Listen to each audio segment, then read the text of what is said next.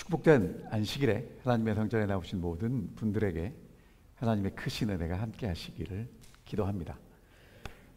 제가 오늘 올라오기 전에 살펴봤더니 지금 실시간으로 저희 교회 예배를 참여하시는 분들이 계셔요. 그분들에게도 동일한 하나님의 은혜가 함께 하시기를 기도합니다. 오늘은 설교 제목이 좀 굉장히 낯서실 겁니다. 구약에 있는 내용을 함께 살펴볼 거고요. 오늘 제목은 부솔 시냇가에서입니다. 자, 여러분 익숙한 얘기부터 하겠습니다. 예루살렘 익숙하시죠?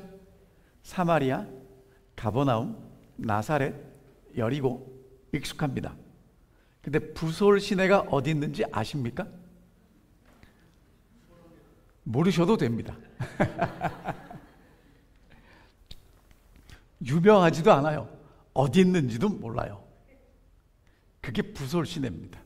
하지만 다윗에게는 이 장소가 굉장히 중요한 장소였고요. 다윗의 족보에 예수님이 계시잖아요. 그 족보에 함께 믿음으로 참여한 우리들에게도 굉장히 중요한 장소가 될 것입니다. 정말 여러분과 제가 다윗과 함께 부솔 시냇가에 앉게 된다면 놀라운 은혜를 누리게 될 것입니다. 자, 그러면 이제 이게 무슨 이야기인지 하나씩 살펴보겠습니다. 오늘 저희가 살펴보게 될 이야기는 사무엘상 30장에 있는 내용인데요. 시글락이라는 동네에서 시작됩니다. 그러면 시글락은 누가 살던 동네냐면 다윗이 살았어요. 우선 말씀을 읽고 설명드리겠습니다.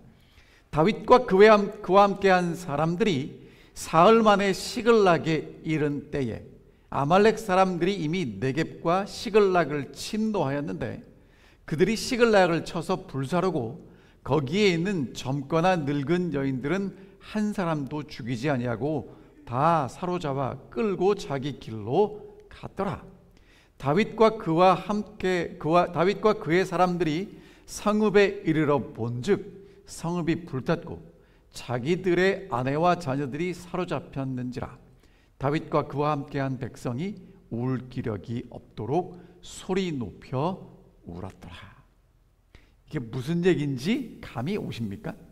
자, 감이 오지 않으면 설명을 드릴게요.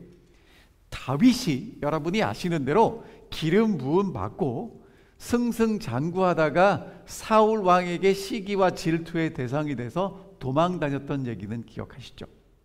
도망을 다녔는데 도망을 다니니까 다윗에게 누가 오냐면 사울 밑에서 억울했던 사람들, 도망가야 될 사람들, 가난한 사람들이 다 누구한테 왔냐면 다윗에게 왔어요. 그래서 다윗과 함께한 사람들이 그때 한 600명 정도 됐을 때입니다. 그래서 이제 다윗이 이리저리 도망을 다니다가 블레셋 왕 아기스에게로 가요. 더 이상 사울과 함께 예루살렘 그 이스라엘 땅에 있을 수가 없어서 그래서 이제 블레셋 왕의 아기스라는 사람이 시글락이라는 동네를 다윗에게 성읍을 허락합니다. 살도록. 이제 상황이 그래요. 그런데 블레셋과 이스라엘 사이에 전쟁이 벌어져요. 그럼 이제 블레셋 왕 아기스와 이스라엘 왕 사울이 싸우게 되는 겁니다. 그럼 아기스가 다윗을 믿고 있으니까 전쟁에 나가자고 불렀어요. 그럼 여러분 다윗이 나가서 그 전쟁에 싸워야 돼요? 말아야 돼요? 네? 아기스가 불렀는데 안 나갈 수는 없잖아요. 그런데 나가서 다윗이 만약에 사울과 적대적인 관계를 가지고 싸우면 이스라엘의 왕이 되는 건 물 건너가는 겁니다. 그렇다고 지금 시글락에 살고 있는 다윗이 싸움에 안 나갈 수는 없어요. 근데 여러분 이게 다윗이 가면 안 되는데 거기를 갔기 때문에 벌어진 일이에요. 근데 다행히 하나님의 은혜로 함께 나갔던 장군들이 블레셋의 장군들이 하는 얘기가 뭐냐면 이 사람 옛날에 골리앗 죽인 그 사람입니다. 절대로 데리고 나가면 안 됩니다라고 반대를 해서 다윗이 그 전쟁에 참여하지 못하고 돌아와요. 아멘입니까? 여러분 다윗이 얼마나 마음 졸였을까요? 그런데 돌아와서 보니까 이제 30장이 시작되는 겁니다. 성읍이 불탔어요. 아내들과 자녀들이 어떻게 됐는지 몰라요. 나중에 기록했으니까 사로잡혀간 걸 아는데 몰라요. 여러분, 지금 제가 이 배경 화면으로 가져온 저 사진은 2018년에 캘리포니아 북쪽에 안식일 교인들이 많이 사는 패러다이스라는 동네가 있습니다. 불탔어요. 여러분, 불타면 이렇게 불탑니다. 보이시죠? 싸그리 불탔습니다. 그 다음에 그 잿더미 앞에서 거기 살던 사람들이 저렇게 흐느껴 웁니다. 그래서 이제 오늘 아까 우리 장로님 읽어주셨던 말씀이에요. 백성들이 자녀들 때문에 마음이 슬퍼서 다윗을 돌로 치자고 여기저기서 웅성웅성거립니다. 다윗이 크게 다급했습니다. 하지만 하나님 때문에 용기를 얻었다는 내용이 오늘 여러분들에게 말씀드릴 핵심 내용입니다. 그럼 좀 더 살펴보면, 여러분, 다윗과 함께한 사람들은요, 사무엘상 23장 2절에 보면 고난 중에 있는 자, 빚진 자, 상처받고 고통받던 사람들이 다 함께 모였어요. 이제 그런데 그렇게 모인 사람들에게 이런 위기가 찾아오는 겁니다. 여러분, 이런 걸 영어로는 rock bottom 그러더라고요. 돌멩이가 바닥까지 떨어져서 더 이상 갈 데가 없게 됐다는 얘기죠. 하나님이 다윗을 그런 곳에 인도하셨습니다. 근데 다윗만 그런 곳에 가면 좋겠는데 누구도 가냐 하면 우리도 가요. 살다 보면 야, 이런 건 하나님, 이런 거 싫어요 라고 이야기할 수밖에 없는 정말 밑바닥까지 떨어질 때가 있어요. 왜 허락하시는가? 우리에게 그런 훈련을 통해서 배움을 주시기 위해서도 허락하시고요, 아니면 욥처럼 아무 상관없지만 하나님의 뜻을 이루기 위해서도 주시고요, 아니면 우리를 성숙하게 빚으시기 위해서도 주시는데, 여러분, 그렇게 인생의 밑바닥에 처박혔을 때는요, 어떻게 하시면 되냐면요, 하나님을 바라보면 돼요. 말이 쉽지. 상황을 다시 한번 봅니다. 사울 왕에게는 시기와 질투를 받아서 추방됐어요. 블레셋 사람들의 진영에서는 쫓겨납니다. 아말렉 사람들이 와서 성읍을 약탈해가고 아내와 자녀를 다 끌어갔어요. 여러분, 이보다 더 힘들 수가 없는데, 거기다가 그러니까 상처에 소금물 뿌리는 듯한 게 뭐냐면, 함께 했던 친구들이 다윗을 죽이자고 지금 웅성거리고 있어요. 어떻게 해야 합니까? 어떻게 해야 합니까? 부자와 선지자 이렇게 말씀하십니다. 이 같은 극도의 궁지에 몰린 이 시간에 다윗은 그의 마음을 이 고통스러운 환경에 집착시키지 않고 그 대신 도움을 구하기 위하여 하나님을 열렬히 바라보았다.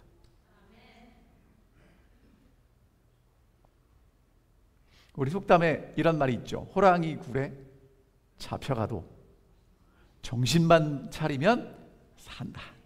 근데 정신 차리기가 어려워요. 여러분, 지금 다윗에게는 호랑이가 몇 마리가 달려왔죠. 수십 마리가 달려왔어요. 그런데 그 순간에 하나님을 열렬히 바라보고 잤습니다. 백성들이 자녀들 때문에 마음이 슬퍼서 다윗을 돌로 치자고 했지만, 다윗은 크게 다급한 상황에 하나님을 힘입고 용기를 얻었습니다. 여러분, 그러면 이제 하나님을 힘입고 용기를 얻었다는 게 뭔가 구체적으로 이렇게 설명을 드립니다. 지금 이 순간만 생각하는 게 아니라 하나님이 나를 어떻게 인도하시고 돌보셨는지를 생각하는 거예요. 하나님이 버리신 적이 있었는가? 생각해 보니까 하나님은 한 번도 다윗을 버린 적이 없어요. 친구들은 불만과 조급함으로 다윗을 고통스럽게 합니다. 그런데 여러분, 그 순간에 다윗이 무릎 꿇고 기도합니다. 하나님을 생각합니다. 위를 바라봅니다. 여러분, 이 말씀은 왜 드리는지 알아요?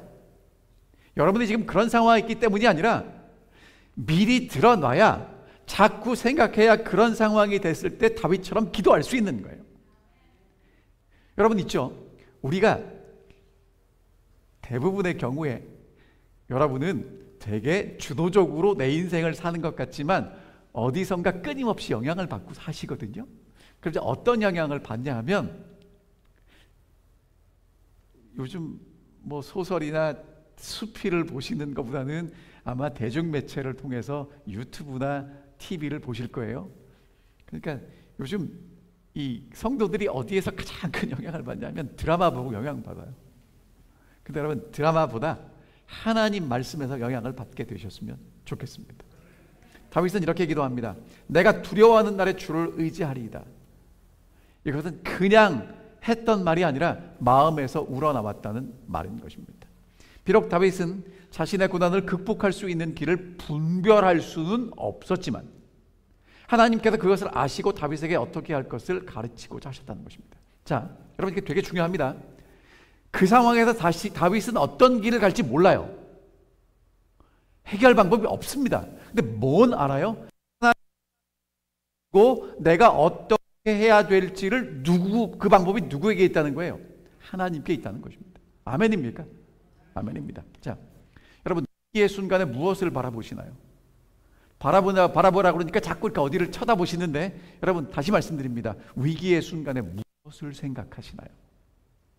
나를 이제까지 인도하신 하나님을 바라보십니까?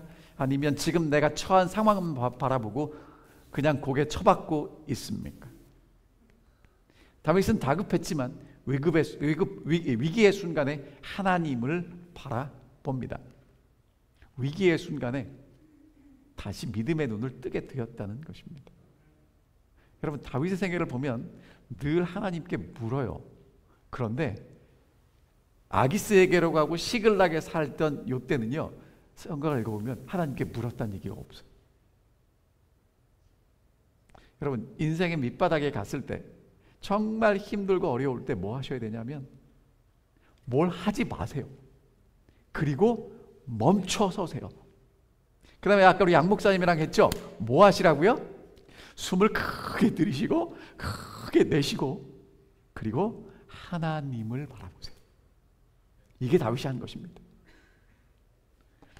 한 이야기를 말씀드릴게요. 사람들을 가득 실은 배가 폭풍을 만나서 바다 한가운데 고장이 났습니다. 사람들이 공포와 두려움에 쌓였습니다. 날이 어두워져 갑니다.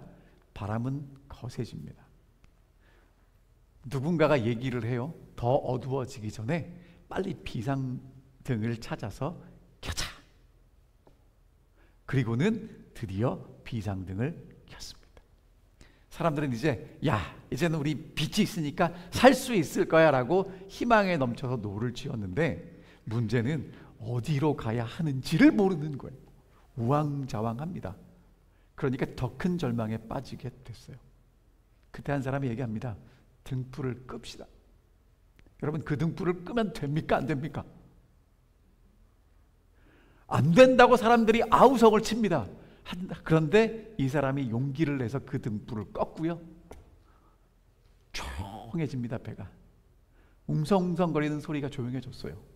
그리고는 얼마의 시간이 지나자 뭐가 보이냐면 배 밖에 저 멀리 있는 등대의 불빛이 보이기 시작하는 것입니다. 그리고 누군가 소리쳤습니다. 불빛이 보인다. 육지의 불빛이 보인다. 살았다. 그렇죠?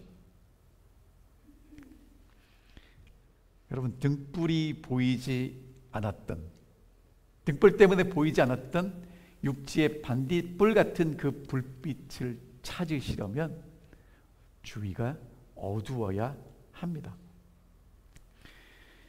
고난이 올 때 괴로워합니다. 낙담하고 주저합니다. 그리고 우리는 늘 이런 질문을 해요. 왜 나에게 이런 일이 일어났던가? 누구 때문에 이런 일이 일어났던가? 그런 질문 하십니까? 안 하십니까?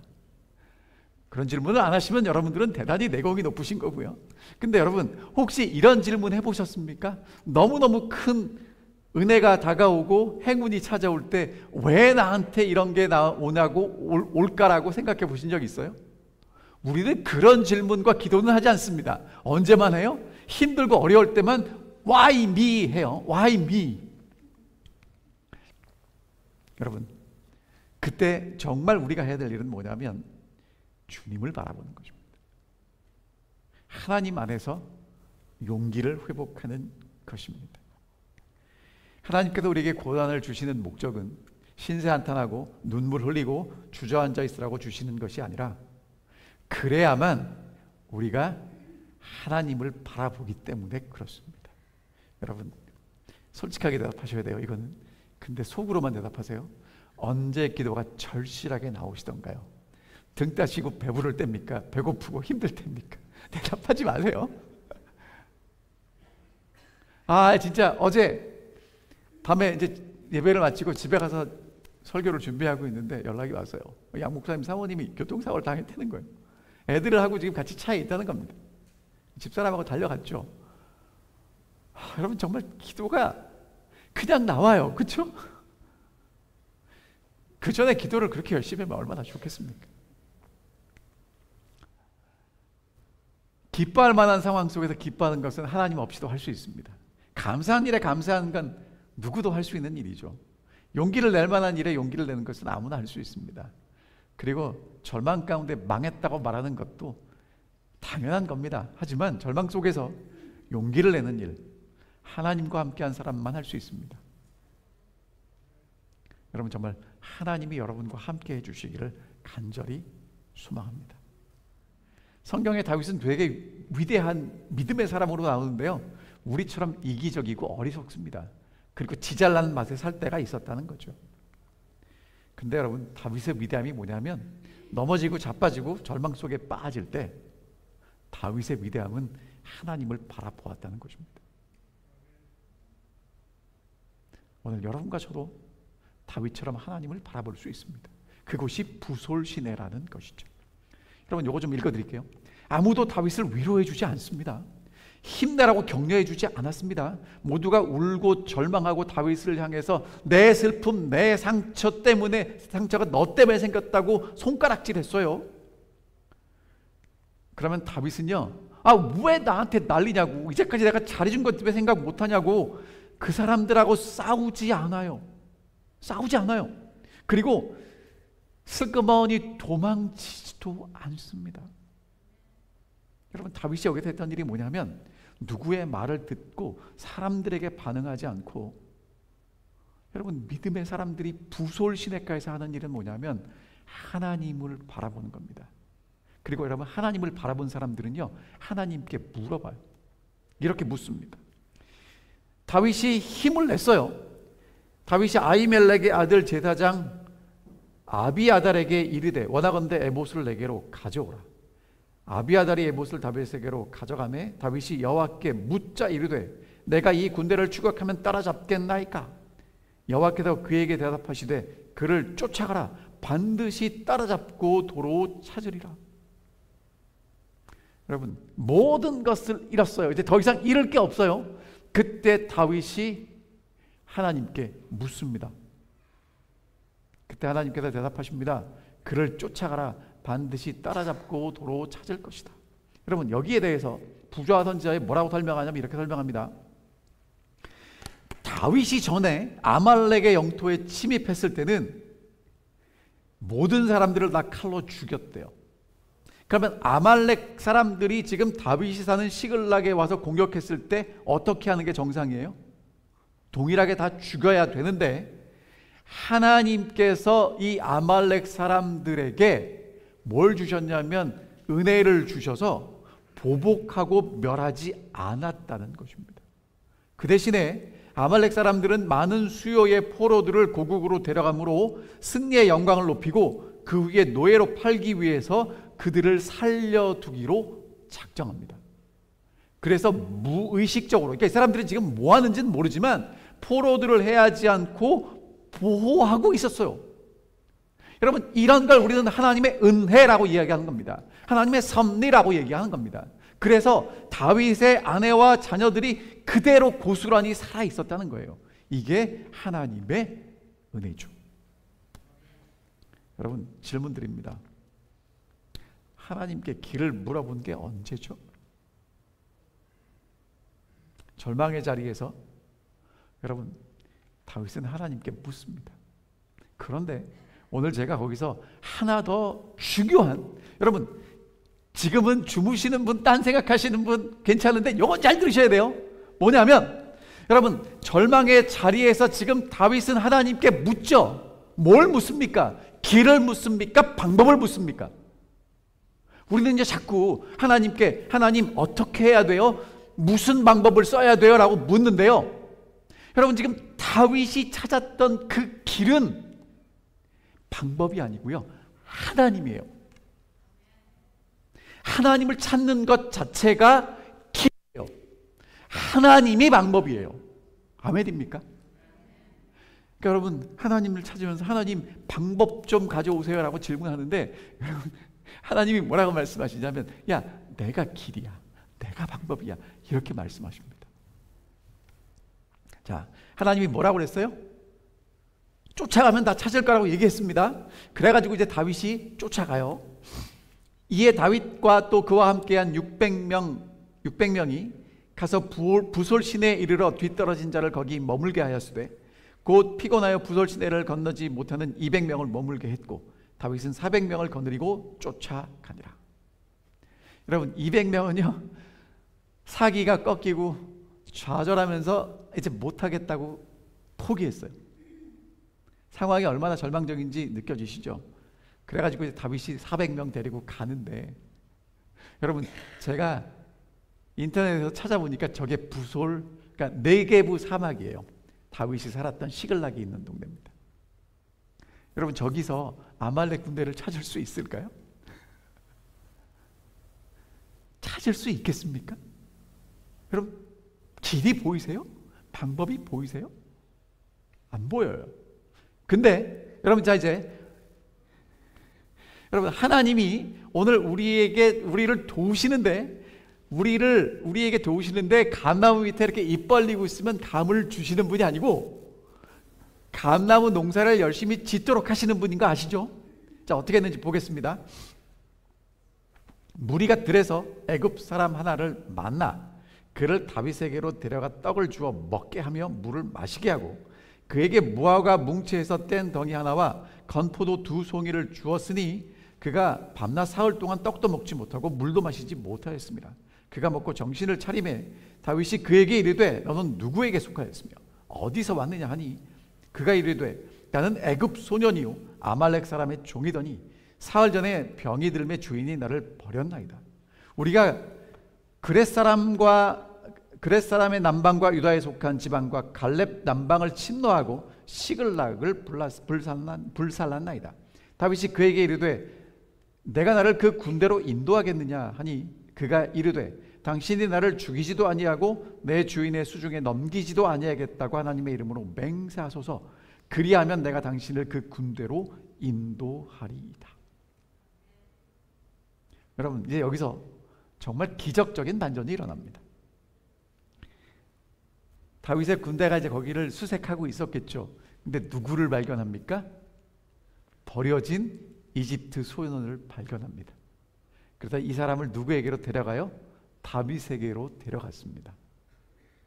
그랬더니 다윗이 그에게 물과 음식과 무화과와 건포도를 주어서 먹게 해요.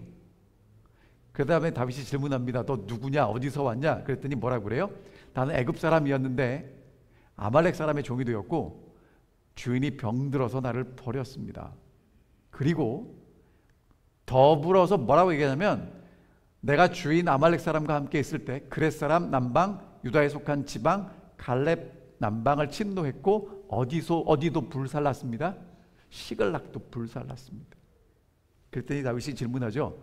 야 그럼 네가 나를 거기로 인도할 수 있어? 그랬더니 안 죽이겠다고 맹세하면, 하나님의 이름으로 맹세하면 인도하겠습니다. 여러분 너무 기가 막히지 않아요? 근데 여기서 한 가지 중요한 건 뭐냐면 다윗이 애굽 소년에게 자비를 베풀었다는 거예요. 왜 그랬을까요? 여러분 주인도 내버리고 간 노예입니다. 자비를 베풀 이유가 있을까요?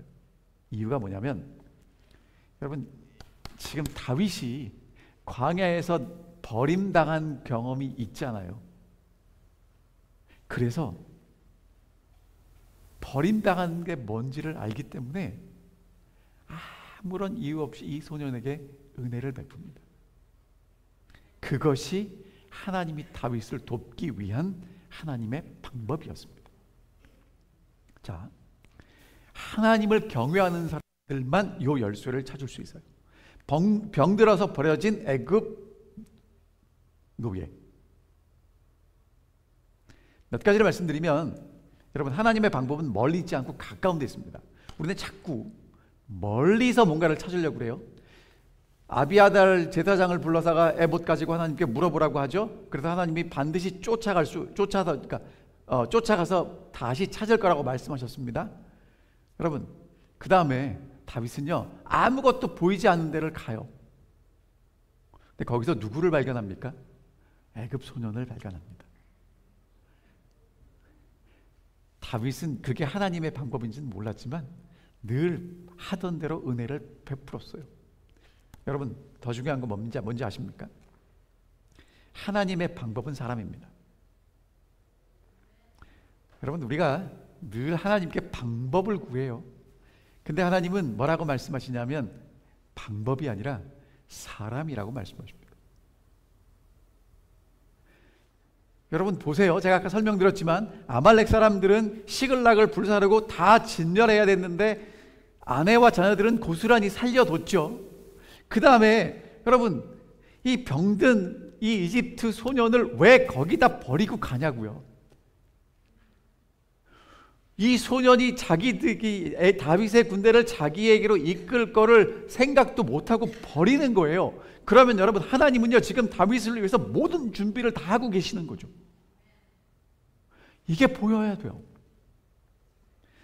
여러분, 그러니까 아말렉 군대를 쫓아가는 핵심적인 방법은 버려진 애굽 소년인데, 다윗은 그 애굽 소년에게 은혜를 베풀므로 그 길을 알게 되는 거예요. 자, 보세요. 여러분, 하나님이 출애굽을 위해서 준비하신 건 모세입니다. 애굽으로 돌아가기 위해서 준비하신 건 기도하는 다니엘이고요. 여리고를 함락시키기 위해서는 여호수아를 준비시키셨고요. 온 세계 복음화를 위해서는 사도 바울을 택하셨어요. 하나님의 방법은 사람입니다. 여러분, 그러면 오늘 하나님은 이 시대에 누구를 통해서 일하실까요? 내가 방법이에요. 우리는 자꾸 근데 뭐라고 생각합니까? 돈이 있고 시스템이 갖춰져 있고 뭔가가 있으면 될 거라고 생각하는데, 여러분 그렇지 않습니다. 근데요, 여러분 보세요. 아말렉 사람들은요 쓸모 없어진 사람들을 버려요. 그런데 하나님을 경외하는 다윗은 그 쓸모 없는 사람에게 필요를 채워주고 하나님의 인도하심을 발견하게 됩니다. 여러분, 이런 곳이에요. 네게브 사막이. 근데 여러분, 또 한 가지 기적적인 게 뭐냐면 빈들에서 3일 동안 먹지도 마시지도 못했대요. 여러분, 이런 데서 3일 동안 살아남을 수 있을까요? 이런 걸 우리는 뭐라고 얘기하냐면 하나님의 섭리라고 얘기합니다. 하나님이 다윗을 위해서 준비한 복의 통로겠죠. 그 다음에 여러분, 이미 말씀드렸지만 다윗은요 의도적으로 이 사람한테 잘하면 잘 될 거야가 아니라 늘 베풀었던 친절을 베풀고 있습니다. 여러분, 만약에 이 소년이 엄청난 정보를 알고 있었다면 누구나 친절을 베풀었겠죠. 그런데 다윗은 그것을 알지 못하고 베풀어요. 그랬더니 쫓아갈 수 있는 길을 발견하게 됩니다. 여러분, 사실은요 적은 건 아니에요. 떡과 물, 무화과, 건포도. 하지만 이것은 다윗의 군사들이 늘 먹던 식량이었을 것입니다. 그러니까 하나님이 오늘 여러분과 제게 기대하는 게 뭐냐면 큰 게 아니고요, 내가 할 수 있는 만큼이에요. 그건 하실 수 있죠? 큰 거 말고요, 내가 할 수 있는 만큼 해주시라는 겁니다. 나눔은 손을 내밈에서 시작된답니다. 그러니까 여러분, 정말 이렇게 다윗처럼 하나님의 은혜를 받으시려면 여러분이 먼저 손을 내미셔야 돼요. 큰 거 말고요, 작은 겁니다. 그 다음에 그 사람의 필요를 채워주셔야 되고요. 그 다음에 진짜 힘든 게 뭐냐면, 여러분, 도움을 줄 때 도움을 주는 사람 중심으로 도와줘야 될까요? 받는 사람 중심으로 도와줘야 될까요? 그러려면 어떻게 하셔야 돼요? 무릎을 낮추셔야 돼요. 눈높이를 맞추셔야 돼요. 그렇죠? 근데 여러분, 제가 해보니까 자꾸 어떻게 하고 싶으냐면 이렇게 내려다보면서 도와주고 싶어요. 여러분, 도와줄 때는요, 눈높이를 좀 낮추세요. 무릎을 좀 낮추세요. 그래야 쉽게 도와줄 수 있습니다. 그래서 이제 이 소년이 아말렉 사람들이 머무는 곳까지 인도합니다. 그 다음에 이렇게 돼요. 읽어볼게요. 그가 다윗을 인도하여 내려가니 그들이 온 땅에 편만하여 블레셋 사람들의 땅과 유다 땅에서 크게 약탈하였으므로 말미암아 먹고 마시고 춤추는지라. 다윗이 새벽부터 이튿날 저물 때까지 그들을 치매 낙타를 타고 도망한 소년 400명 외에는 피한 사람이 없었더라. 여러분, 이 사람들이 블레셋 군대가 다 이제 전쟁에 나갔잖아요. 그 틈을 타서 이제 거기를 다 노략한 거거든요. 정말 얼마나 많은 것들을 얻었겠습니까? 그래서 하는 일이 뭐예요? 먹고 마시고 춤췄습니다. 다윗이 이 블레셋 소년 때문에 급습을 했고요. 새벽부터 이튿날 저녁, 그럼 꼬박 이틀. 그렇죠? 그 다음에 도망간 사람이 몇 명이래요? 400명. 여러분, 그럼 보세요. 다윗이 지금 데려간 사람이 몇 명이에요? 400명. 근데 그 중에 다윗이 이틀을 꼬박 치고 도망간 사람이 400명이면 사실은 두 군대가 붙으면 싸움이 돼요, 안 돼요? 안 돼요. 근데 하나님이 이 사람들이 정신없이 먹고 마시고 춤추게 하셨어요. 다윗이 급습을 합니다. 그리고 모든 것들을 다 되찾게 하신 거예요. 여러분, 다윗은요, 하나님의 문제의 해결 방법을 알고 있었어요. 여러분, 우리는 그런 사람을 뭐라고 얘기하냐면 지혜롭다고 얘기하는데, 뜻이 이래요. 사물의 이치를 빨리 깨닫고 사물을 정확하게 처리하는 정신적 능력이 지혜랍니다. 맞죠? 그럼 여러분, 세상의 지혜가 필요해요? 하나님의 지혜가 필요해요? 하나님의 지혜가 필요합니다. 뭐 하셔요? 기도하세요. 정말 힘들고 어려울 때 하나님을 생각하세요. 하나님이 너를 어떻게 인도하셨는지, 하나님이 앞으로 나를 어떻게 인도하셨을지를 생각하셔야 돼요. 그 다음에 여러분, 하나님의 방법은 하찮은 것으로 작은 사람을 섬기는 데서 시작됩니다. 자꾸 큰 거 하려고 그래요. 여러분, 저도 자꾸 어떤 욕심이 나냐면 뭔가 대단한 일을 하고 싶어요. 그렇지 않습니까? 근데 여러분, 대단한 일을 하시려면 대단한 사람이 되면 대단한 일이 돼요. 근데 어떤 사람이 대단한 사람이냐면 위대하신 하나님하고 일하는 사람이 진짜 대단한 사람입니다. 그렇죠? 우리는 어쩌면 너무 계산적이고 너무 이기적이고 너무 조급하고 너무 바쁘게 살기 때문에 주님께서 가장 빠르고 쉽게 인도하시는 길을 찾지 못할 수도 있습니다. 여러분, 너무 계산적, 너무 이기적으로, 너무 조급하고 빠르게 하지 마십시오. 빨리빨리 때문에 대한민국이 발전했을지는 모르지만 빨리 때문에 많이 힘들어하고 있습니다. 여러분, 일은 하나님이 하십니다. 잊어버릴까 봐 잘하는 속담 말씀드립니다. 아무리 바빠도 바늘 허리에 단단히 묶어도 바느질을 할 수 없죠. 반드시 바늘 귀에 꿰어야 합니다.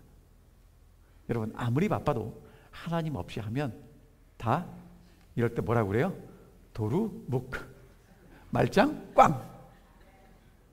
제가 좀 이렇게 조금 적합하지 않은 표현을 쓰는 이유가 뭐냐면 잊어버리지 마시라고요. 이제 설교를 듣고 나면 뭐한 기억이 남냐면 우리 목사님이 그랬어. 말짱 꽝. 그렇죠? 잊지 마시고 기억하라고요. 여러분, 하나님 없으면 그렇게 됩니다. 여러분, 나와 아무런 상관없는 사람, 그 사람이 내게 결정적인 도움을 줄 사람이라는 거 잊지 마십시오. 하찮게 보이는 그 사람, 바로 그 사람입니다. 밑바닥에 있을 때 하나님을 만나시고 긍휼을 베푸십시오. 그러면 길이 열립니다. 한 가지 덧붙여야 됩니다. 여러분, 여기까지는 힘들고 어려우니까 잘 따라가는데 이제 마지막에 해야 될 게 뭐냐면 함께 나누는 거예요. 다윗이 아말렉 사람들이 빼앗아갔던 모든 것을 도로찾고 그의 두 아내를 구원하였고 그들이 약탈하였던 것 곧 무리의 자녀들이나 빼앗겼던 것은 크고 작은 것을 막론하고 아무것도 잃은 것이 없이 모두 다윗이 도로 찾아왔고 또 다윗이 양떼와 소떼를 다 되찾았더니 무리가 그 가축을 앞에 몰고 가며 이르되 이는 다윗의 전리품이라 하였더라. 다윗이 전에 피곤하여 능히 자기를 따르지 못함으로 부솔 시내에 머물게 한 200명에게 오매 그들이 다윗과 그와 함께한 백성을 영접하러 나오는지라. 다윗이 그 백성에게 이르러 문안하매 다윗과 함께 갔던 자들 가운데 악한 자와 불량배들이 다 이르되 우리와 함께 가지 아니하였은즉 우리가 도로 찾은 물건은 무엇이든지 그들에게 주지 말고 각자 처자만 데리고 떠나가게 하라 하는지라. 여러분, 고개가 끄덕여지십니까? 자, 이제 조금 더 읽어볼게요. 다윗이 이르되 나의 형제들아 여호와께서 우리를 보호하시고 우리를 치러 온 그 군대를 우리 손에 넘기셨은즉 그가 우리에게 주신 것을 너희가 이같이 못하리라. 이 일에 누가 너희에게 듣겠느냐? 전장에 내려갔던 자의 분깃이나 소유물 곁에 머물렀던 자의 분깃이 동일할지니 같이 분배할 것이니라 하고 그날부터 다윗이 이것을 이스라엘의 율례와 규례로 삼았더니 오늘까지 이르렀더라. 여러분, 전쟁보다 더 힘든 게 뭐냐면 전쟁하고 공평하게 나누는 거거든요. 근데 문제가 뭐냐면 그러니까 200명은 못 가서 지쳐가지고 쓰러졌고 400명만 가서 전쟁에서 대승을 거두고 모든 걸 되찾아갖고 왔어요. 그럼 이제 200명과 400명 사이에 또 갈등이 생기는 겁니다. 그런데 은혜를 모르는 이기적인 사람들이 뭐라고 얘기하냐면 전리품을 못 준다는 거예요. 아내와 자녀들만 주겠다는 겁니다. 여러분, 이해됩니까? 저는 왜 이게 이해가 되는지 모르겠어요. 그렇잖아요. 쟤들은 편안하게 쉬었고 우리는 땡볕에 가서 목숨을 걸고 전쟁했잖아요. 여러분, 그런데 다윗이 뭐라고 얘기를 하냐면 여호와께서 우리를 보호하시고 그들을 우리 손에 넘기셨기 때문에 그렇게 못하겠다고 이야기를 합니다. 여러분, 다윗은요 우리가 얻은 것이 하나님의 선물인 것임을 하나님 앞에 고백합니다. 그래서 이기적으로 처리하는 게 아니라 똑같이 나누겠다는 것입니다. 공정한 것 같이 분배를 요구했던 사람을 악하고 야비한 사람으로 성경은 평가합니다. 여러분, 하나님이 주신 은혜를 잊어버리면 이렇게 돼요. 그러니까 전쟁에 나가 싸운 사람들의 몫을 달라. 싸우지 않은 사람들은 줄 게 없다. 맞는 얘기처럼 들려요. 안 그렇습니까?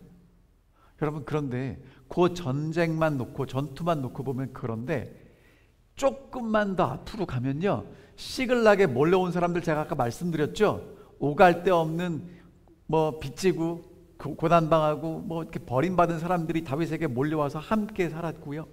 그 사람들은 하나님 은혜 가운데 오늘까지 살았고요. 잊어버린 것도 다 찾은 건 하나님의 은혜 때문이었다는 거죠. 그런데 지금 뭘 잊어버려요? 하나님의 은혜를 싹을 잊어버리고 뭐만 지금 주장합니까? 내가 한 것만 주장합니다.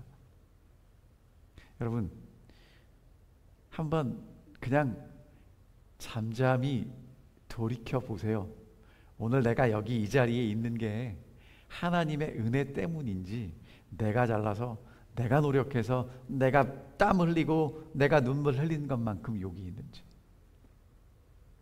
여러분, 저는 감히 여러분들에게 분명히 뭐라고 말씀드릴 수 있냐면 하나님이 제가 드린 기도대로 응답해 주셨으면 저는 여기 있지 못하고요. 하나님이 제가 노력한 만큼 주셨으면 저는 이만큼 받지 못해요. 진짜 분명한 건 하나님은 제가 드린 기도보다 더 좋은 기도의 응답을 주셨고요. 하나님은 제가 노력하고 애쓴 것보다 더 많은 것으로 제게 채워주셨습니다. 그래서 저는 감히 그런 하나님의 은혜 때문에 여기 있다고 말씀드릴 수 있습니다. 여러분들은 어떤지 모르겠습니다. 곰곰이 좀 생각해 주셨으면 좋겠습니다. 여러분, 그래서 보냄을 받은 사람, 보내는 사람 동일하게 함께 나누어 갖는 것이 하나님의 은혜를 받는 사람들이 하는 모습이라는 것 기억해 주시면 좋겠습니다. 인생의 부솔시내가, 여러분, 우리는 적어도 한 번쯤은 다 그곳에 앉게 됩니다. 지치고 힘들고 낙담하고 희망마저 잃게 된 그 자리, 모든 것 포기하고 싶은 자리. 여러분, 그 자리에서 누구를 만나셔야 되냐면 다윗을 만나셔야 되고요, 우리의 다윗인 예수 그리스도를 만나셔야 합니다. 그러면 그 자리는 절망이 희망으로, 고통이 기쁨으로, 좌절이 소망으로 바뀌게 될 것입니다. 하나님을 찾게 되시기를 바랍니다. 하나님이 방법입니다. 그리고 여러분, 하나님의 방법은요, 어디 있냐면 멀리 있지 않고 바로 내 옆에 있습니다. 내 옆에 있는 사람이 방법입니다. 그리고 하나님이 은혜를 주셨을 때 여러분, 그 은혜를 더불어 함께 나누시게 됐으면 좋겠습니다. 너는 잘했고 너는 못했고 그래서 한 만큼 주면요, 여러분과 제가 일한 만큼 받으면 택도 없습니다. 일한 것보다 더 주시니까 은혜로 살아가지 않겠습니까? 그런 은혜를 베푸시는 우리 올랜도 중앙교회 주님을 사랑하는 공동체의 일원들이 되시기를 바라는 마음으로 오늘 말씀을 줄이겠습니다.